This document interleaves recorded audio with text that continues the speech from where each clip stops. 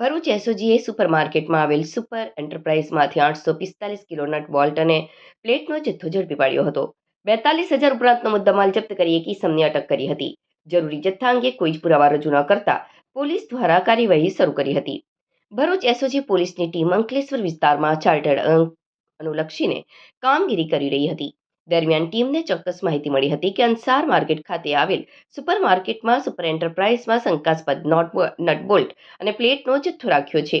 જે આધારે police team super એન્ટરપ્રાઇઝમાં search કરવા પહોંચતા ગોડાઉનમાં નવા નટબોલ્ટ અને પ્લેટોનો જથ્થો મળી આવ્યો હતો.